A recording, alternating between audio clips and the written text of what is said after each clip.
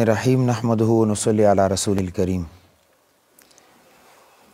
نن کم اوله مسله ده طلاق د پر شرایط. طلاق ورکولو کې بنیادی طور باندې دوه خبرې ضروری دي. پہلا نمبر دا چې طلاق ورکولو والا سړی د دې اهل وي چې هغه طلاق ورکولی شي. اور طلاق اهل به څنګه جوړیږي؟ پہلا نمبر باندې طلاق ورکول والا خپل باندې خوند وی اور یا د دې وکیل وی. وکیل دې ته ویل کېږي چې خپل طلاق ورنه کی، خو بل چاته وی چې ته لاړ شه ما په ساري طلاق ورکا. لہذا یو اجنبي سړی پرېږده بس ریکارډینګ ټیک دی. یو اجنبي سړی مثال په طور مې پلار لګیا شو د خپل زوی ښځې ته طلاق واچولو، یا یو بل سړی راګیا دی بلې ښځې ته طلاق اچي، طلاق نه کېږي. بازار کې یو سړی لګیا تیریږي پردي ښځې ته وي بس طلاق یې دومره به یې والی خوله به د شنه وي. څه ضرورت دی خپلې ښځې ته طلاق چوی شي، پردي ته نه شي چوی. ښه دویم دا چې طلاق ورکولو والا عاقل وي، مجنون نه وي، معتو نه وي، کله عقل کار کوي کله نه کوي، مدهوشه نه وي، بېهوشه نه وي. البته که د ګناه وجې نه خپله نشه وکړه بیا یې طلاق واچولو بیا طلاق کېږي. ما ته خټکو بانډې نه یو بابا راغلی و، د یو 2 کاله کېږي، سخته ګرمي و، د اګست میاشت وه اور زنانه ورسره وه، غالبا کور والی وه. ما ته وایي چې جی ما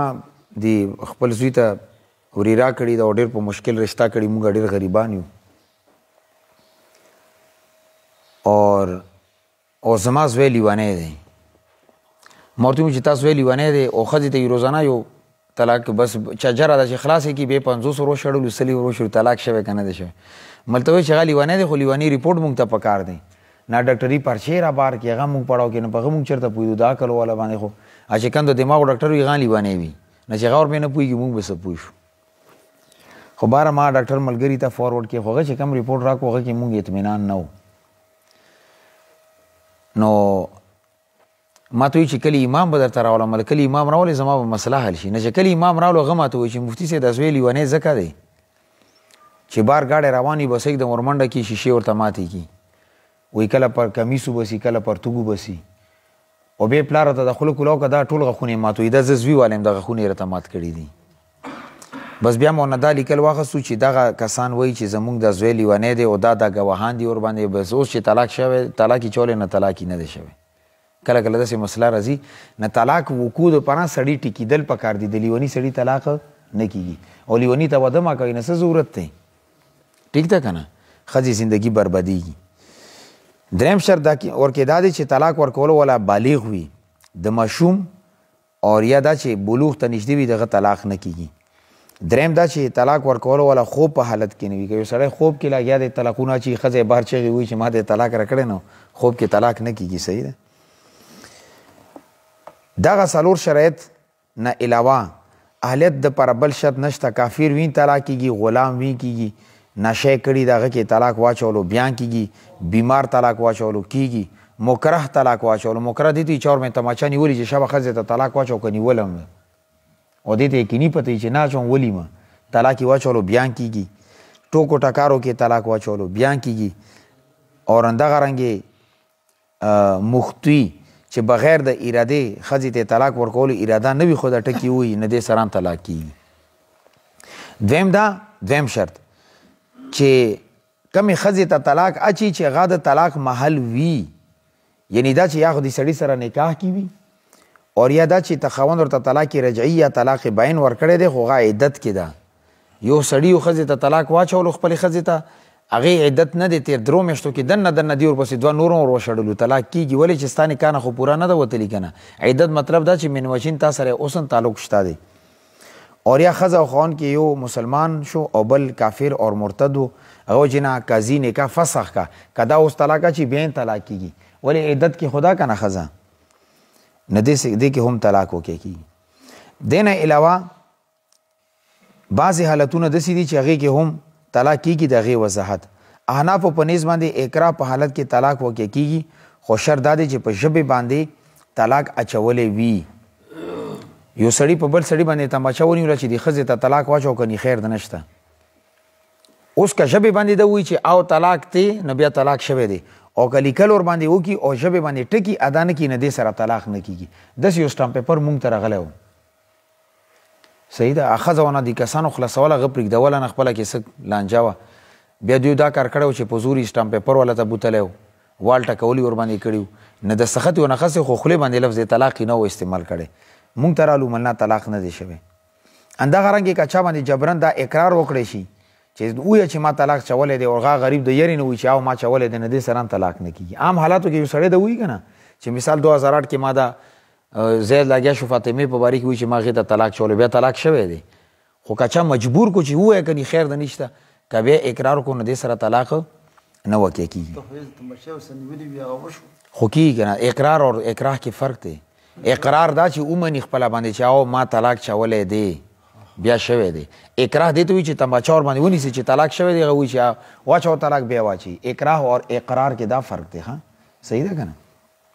اقرار خو دا چې ومني چې او ما دا کار کړی دی بیا خو شوی دی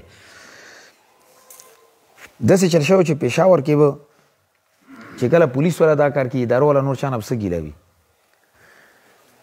نو یو ځای کې چېرته یو بدماش یوه ښځه خوښه شوې وه نو هغه بل سړي سره نکاح کوي او بیا پولیس والا ته پیسې میسې ورکړي چې تاسو دا سړی اوچت کړي جیل ته یې بوځئ او ښي وټکوي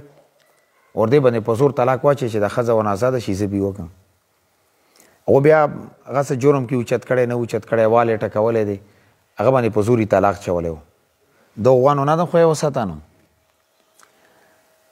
بیا هغې مفتي صاحب ته راغلي بیا موږ مفتي صاحب دا کار وکړو مشر مفتي صاحب الله پاک دې عمر کې برکت واچي هغې د پاکستان څومره غټې غټې مفتیان دي دا لفتاګانې دي هغو ته یو لیټر ولیکلو چې دا کم اکراه تمبچې په زور باندې طلاق دی دا که ونه شي نه دې کې فایده ځکه ده چې خلک بدمشان به داسې په زور خلکو نه ښځې راخلي دا به څه کېږي خو بهرحال هغه باندې بیا نورو دا لفتاګانو والا زړه ونه تړلو نو بعضې ځایونو کې وي داسې دا بدمشان کوي داسې خاص که دا کوم ځای کې چودري نظام دی دا پښتني دا د سر نه تېري ده دا پروا نه کوي نیټه صحیح خو دا سین طرف ته کم چودریان دي یا پنجاب طرف ته دا ظالمان دغه ظلم او جبر کوي دا کم تبلیغونه ملګري دو ته پته ده نه اکراه دې ته ویلی کېږي چې تمباچه ور مې ونیسي چې طلاق واچو که خیر د نشته هغه غریب طلاق واچي طلاق به کېږي امام شفیع صاحب رحمت الله علیه وایي چې طلاق نه کېږي او موږ سره هلته کې مضبوط نسته یو حدیث کې راغلي پیغمبر علیه الصلاة والسلام ته یو صحابي رالو بدن نه ډېر کمزوری و یا رسول الله شپې اوده وم چې راپاڅېدلم ښځې راباندې چړه نیولي وه په دغه ځای باندې چې واچوه طلاق کني به لاړئ وی ما طلاق چولی شوی که نه دی شوی پیغمبر علیه الصلاة والسلام ته وویل چې او شوی دی ښځه غریبه به ونه چېرته ډېره تنګوانه نو اوس دلته وګوره ورباندې چاړې نیولي وه چې طلاق واچوه کني خیر د نشته طلاق یې چولی و پیغمبر علیه الصلاة والسلام ورته وفرمیل چې او طلاق شوی دی نه لهذا اکراه په حالت کې طلاق کېږي که چا په چا باندې په زور تماچه ونیوله ورباندې طلاق واچولو دویم صورت یې دا دی چې دغه رنګې ټوکو ټکارو کې یا په دروغو باندې که طلاق اقرار وکړو نو دې سره هم طلاق کېږي ټوکو کې طلاق چول هم کېږي لکه تاسو ته ما ووایي چې هغه یو ډرامې کې شوي وو چې یاره دې کې به طلاق واچو نو سنسیخیز به شي ډرامه هغه رښتیا طلاق شي او ښځه او خاوند او دویم دا چې دروغ وي او اقرار وکړي چې او دروغو باندې وي چې او ما خو مثال سخر سره جګړه دغې ته وایي چې لور د بوز هغې ته ما نه 2 کاله مخکې طلاق چولی خو تا ته هم نه ویلي نه دې صورت کې دیانتن یعنی د خبرو کول ولا خاوند او د الله په منځ کې خو طلاق نه دی شوی خو که قضي ته فیصله لاړه نه قضي به ظاهر ته ګوري شریعت په چا باندې فیصله کوي ظاهر مې دا قاعده او ضابطه ده شریعت ظاهر ته ګوري زړه نه څو خبر دي نه دی خبر نه لهذا قضي به ورباندې فیصله کوي چې او طلاق شوی دی خو هله چې کله عدالت ته مسله لاړه البته که مفتي ته مسله راغله نو مفتي به دا کار وکړي چې دا به ولیکي چې دیانتن دا طلاق نه دی شوی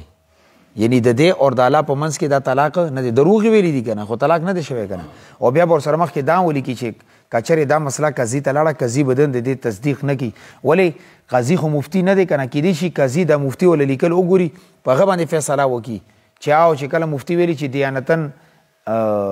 کیږي یا نه کیږي مغه ته وګوري او دا ورباندې فتوا ولګي نه لهذا قضي ته به دا ولیکي چې دروغ ویلي دي اور د دې اور د الله په منځ کې نه دی شوی ظاهرا تا په نیز باندې کیږي ولې ته خو قضي ته خو ظاهر ته ګورې که نه خو ته ورباندې فتوا ما ورکوه پرېږده چې د ښځې او خاوند زندګي برباده نه شي په دې مسلې باندې پوه اوس خو شریعت شته نه قاضي کم دی لاړ میکالې قانون دی الله دې اسانه کړي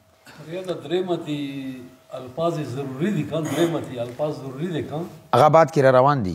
هغه ځکه بیا وضاحت کوم اوس دریم صورت دا دی که چېرې علاج دپاره یو سړی شراب وڅکي یا بله نشه وکړي یا څه وسکي یا یو سړی ورباندې تماچه ونیسي چې په زور دا شراب وسکه هغه وسکلو اور یا یو بل داسې یو شی وخوري چې هغه عام طور باندې خوراک دپاره خوړلی کېږي خو دومرې وخوړو چې اتفاقا په هغه باندې نشه شو لکه مثال په طور باندې خراب انګورو ته خپې اړه مې کړي وي خراب انګور یې والو یې سړی بې نشې کې شو اسمان کې روان دی ښه نه دې صورتونو کې بیا طلاق نه کېږي ښه یو آسان صورت باندې ځان پوهېږي یو ډاکټر یو سړي ته نشه ورکړه چې زه اپریشن کوم هغه اپریشن کې طلاق واچولو نه کېږي نشې په حالت کې ولې دا نشه چا ورکړې ده ډاکټر ورکړې ده مجبوري وه خو که خپله باندې سګرټ یې ډکړی دی غړ غړ دمونه وي او بوتل یې رخصي بیا طلاق کېږي ولې اوس یې خپله غول خوړلي دي ولې د نشه کوله نه چې خپله نشه وکړي بیا طلاق کېږي او که ډاکټر ورته نشه ورکړه اپریشن دپاره بیا نشې کې طلاق واچولو بیا نه کېږي په دې مسلې باندې پوه شوې بدی ساده صورت دی څلورم دا چې خطا په متعلق باندې که یو سړی یو خبره کول غواړي او एकदम خولې نه د طلاق ټکې وځي نغه وخت کې به د حالات او قرائنو ته به کتلی کېږي چې آیا دی رښتیا خطا ویلی دي او که نه نه لحاظه که چرې مونږ پوه شو چې یاره دی یو ټکی ویل خو خولې نه طلاق ټکی وتلی دی نه دې سره دیانتن طلاق نه وکې کېږي البته که چرې قضاءن د مفتی یا قاضي مخې ته فیصله لاړه نو بیا به طلاق کېږي ښه نو دومره زیات احتیاط پکوي ټیک ده که نه چې غلطي کې د هم ښځې ته دا ټکی د خولې نه ونځي به ښځې په مخ کې سره دا ټکي وایم اسانه ده غصې په حالت کې طلاق او طلاق وي غصې په حالت کې ښه پرون مارته ویلي دا نوجوانان وي جی بس غصې کې ښځې ته هم طلاق واچولو مړ خلک خو طلاق غصې کې اچوي دا خو نه چې غاړه ورکړي بیا ورته وایي چې طلاق یې که کوي داسې څوک طلاق خو وي غصې کې خو غصې درې حالتونه دي اول صورت دا دی چې د غصې آثار ظاهر شي خو د عقل او حواس باندې څه اثر ونه غورځېږي او خپل چې کم الفاظ یې ویلي وي هغه ورته یاد وي چې او ما ښځې ته یو ځل یا دوه ځل یا درې ځل دا ټکي ویلي دي دې سره طلاق شوی دی دویم صورت دا دی چې غصه دې حد ته ورسېږي چې عقل او حواس یې کار پرېږدي او دا ورته نه یا چې ما کم ټکي ویلي دي او بعض علماو لیکلي چې دومره پورې غصې ته لاړ شي چې د ځمکې اسمان تمیز نشي کولی نه دې صورت کې بیا بالاتفاق طلاق نه کېږي دریم صورت چې غصې دې حد ته ورسېږي چې عقل او حواس کې بالکل معطل نشي یعنی کار پرې نه دی نو دې کې علامه شامی رحمت الله علیه لیکلي دي چې د دې اقوال او افعال دې ته به کتلی کېږي چې دې کې آیا خلل رغلی دی که نه که چرې د دې اکثر اقوال و افعال چې کم عام عادات دي غیر مخالف شو نو بیا طلاق نه دی شوی دا مطلب ګوره چې کله سړي دماغ کار پرېږدي که نه هغه د عادتونو نام پته لګي ټیک شو که نه مثال په طور باندې ښځې ته طلاق ټکي استعمال کړي دي خو هغه د بال لګیا دی کله خاورې خوري کله دیواله باندې خوله لګوي کله په دیواله سر وایي ټیک ده که نه اور داسې عجیبه عجیبه عادتونه کوي نو موږ ته پته ولګي چې دا سړی خپل حالت کې نه دی صحیح ده که دومره خو پته لګي که اور که چرې غصه دې حالت کې وه چې پته لګي دا چې دا مخکې به دې غصه کوله داسې به اوس ته غصه کوي ما هغه رنګې دی څه فرق پکې نه دی راغلی نو بیا طلاق شوی دی ټیک شو که دا درمیانه صورت دی چې هغه کې دا پته نه لګي چې دې وخت کې دې دماغ او کار پرېښی او که نه وپرېښی نه لحاظه که عام عاداتو خلاف عادتونه شروع کړو مثال پرتوګي ځان ته کولا وکړه الله یعذ بالله الله دې نه کي یا بربند بهر ووتلو اور یا یې په ځمکې باندې خاورې خوړل شروع کړو داسې کچا کچا کارونه یې وکړو نو بیا مطلب دا چې دې دماغ کار نه کوي نو اوس دې وخت کې چې کم د طلاق ټکي ویلي بیا دې سره طلاق نه دی شوی خو که نور غصې سره عام حالاتو سره د عادتونه برابر دي بیا هغې کې چې کم غصې کې طلاق چولی دی هغه طلاق په بیا کېږي اوس یو سړی دی هغه خبر نه دی هغه ته چا ویلو چې دا ټکي ووایي دې سره طلاق نه کېږي هغه ساده سړی او د جهان ساده و هغه ټکي ویلو آیا طلاق په کېږي که نه کېږي نو فقهاو لیکلي دي که چېرې یو سړي ته چا دوکه ورکړه او غیر د طلاق والا ټکي هغه په خولې باندې ویلو او هغه ته د طلاق د معنی او د اثراتو پته نه وه نو زموږ عام فقهاو رجحان دا دی چې دې سره قضاءن طلاق وکړی کېږي لیوني سړي باندې لیونی نه دی خو بس ساده غوندې دی ورته وایي چې دا د ټکي وایي دې سره هېڅ نه کېږي او هغه وشي داسې یو مسله مونږ ته هم راغلي وه هغه هلک لیونی او داسې ډېر عقل نه هوښیار نه و د بعضې صداګانې مجذوب غوندې وي چې چا کم طرف ته روان کو بس مغه ملګری دی البته بعضو مشایخو دا لیکلي دي چې دې په صورت کې طلاق نه وکړی کېږي او دې دپاره چې د خلک د کم صداګان خلک دي د خلکو د دوکو نه بچ کړلی شي په کار هم دغه ده چې دا طلاق ته ونشي هغه غریب خو نه دی خبر چې دې ټکي سره طلاق کېږي او بیا موږ ته دا ووایي چې ما ته دا پته نه وه چې زه دا ټکي ووایم دې سره به طلاق وکړی کېږي بیا او چې کم طلاق یو سړی وکړی کېږي نو هغه کې درې صورتونه دي پهله صورت دا دی چې وکالت په صورت کې وکالت دې ته ویلی کېږي چې خاوند یو بل سړي ته حکم وکړي چې لاړ شه او زما طرف نه زما ښځې ته طلاق واچوه. لکه څنګه نکاح کې کوي چې یو ښځه چاته خپل واک ورکړي چې فلانکي سره زما نکاح وتړه، هغه ته موږ پښتو په اصطلاح کې ویل کېږي د نکاح پلار. دې ته موږ دا وایو چې د طلاق پلار. چې چاته وایي چې بس لاړ شه اور ما ښځې ته ما طرف نه ته طلاق واچوه، دې ته وکیل ویل کېږي. دا د طلاق وکیل شو. په دې صورت کې دا وکیل په دې مجلس کې هم طلاق ورکولی شي، هغه د بعد هم ورکولی شي. البته که چېرې د خاوند دا وکیل طلاق نه وچولی، هغه نه مخکې ورته وایي چې بس راشه ته طلاق ما اچوه، زه خپله دا کار کوم، یا یې ساره اچوم نه ټیک دی، بس وکیل بیا طلاق نشي چولی. نو چې کله د خاوند دی وکیل ته وایي چې نه بس ته راشه ته طلاق ما اچوه، دې نه پس که هغه طلاق اچي نه بیا طلاق نه کېږي. اول کې ورته ویلو که چې لاړ شه ما طرف نه ما ښځې ته طلاق واچوه. مخکې به د بچیانو داسې کولو، خپله باندې بې طلاق نه اچولو، یو وزیر ته به ویلو چې لاړ شه فلانکي ته ویې 4 ودونه به یې کړي او داسې به یو 15 شپېنځې به لاړ شه فلانکي ته طلاق واچوه. خو که دا एकदम هغه دروازې نه بار تلو خیمانه شو راشه دلته به ته زما وکیل نه یې ما اچوه، هغه به وجود هغه سوټه خان لاړ چې هلته طلاق اچي نه بیا طلاق نه کېږي. ولې تی وکیل جوړ کړی وی خو وکالت دوران کې تا طلاق چولی نه دی، او چې کله ته وکالت نه معزوله کې اوس ته طلاق اچوي نو اوس ته طلاق نه کېږي. په دې مسلې باندې پوه شوئ. دویم صورت قاصد. قاصد دې ته ویل کېږي چې خاوند لګیا شي هغه سړي ته یوه پرچي ورکړي او هغې باندې لیکلي چې ښځې ته ویلي چې دا د ټکي تا ته ما ویلي دي او ته طلاق یې دی، هغه روان شي هغه کاغذ راواخلي او هغه ښځې ته یې حواله کړي. نو قاصد کار صرف دا دی چې د خاوند والا کمی خبرې دي هغه ښځې ته ورسي، هغه پرچي ورسوي. لہذا هغه پرچي باندې که لیکل واضح و معلومه او چې دا د خاوند لیکي د هغې سره بیا طلاق کېږي. صحیح ده که نه. دریم صورت تفویض. دا دلته الحمدلله کې پي کې خو نشته، خو پنجاب کې دا سرخوړلی ډېر زیات دی. تفویض دې ته ویلی کېږي چې یو بل کس د طلاق مالک جوړول، یعنی خپل طلاق اختیار بل چاته ورکول، دې ته تفویض طلاق عربي کې اصطلاح کې ویلی کېږي. نو تفویض طلاق صورت دا دی چې څومره مدت دپاره چاته د اختیار ورکو، هغومره مدت کې هغه د خاوند چې کم حق د طلاق ورکړی دی هغه وخته پورې هغه طلاق واپس نشي اخیستلی. ګوره د تفویض ډېر خطرناک چیز دی. یو سړی دی، یو سړي ته ووایي چې یو کال پورې تا ته ما د خپل د 3 طلاقو اختیار درکړی دی، زما ښځې ته یې اچوي که نه یې اچوي.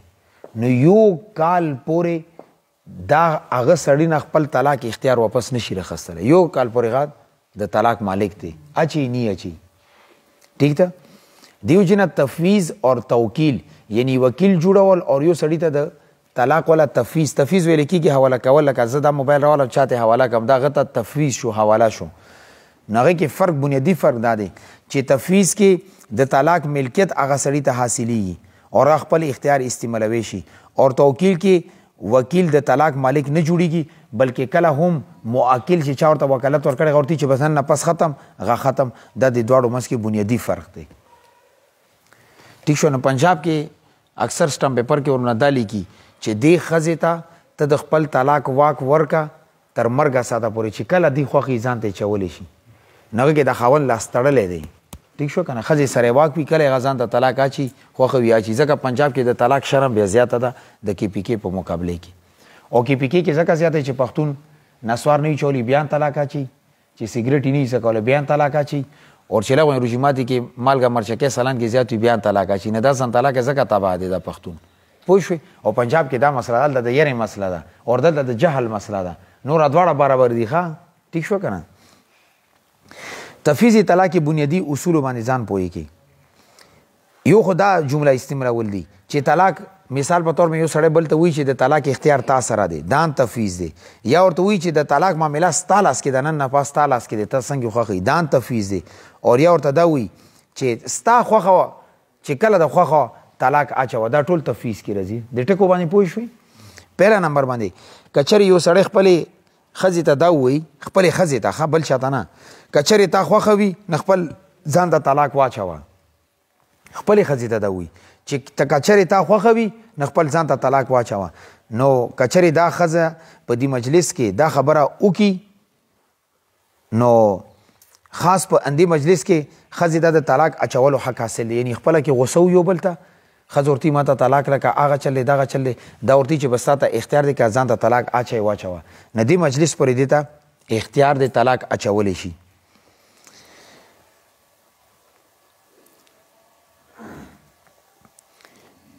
اندغه رنګ کچری یو بل دریم سړی ته وي چې کچری ته غواړي ما خپل خزې ته طلاق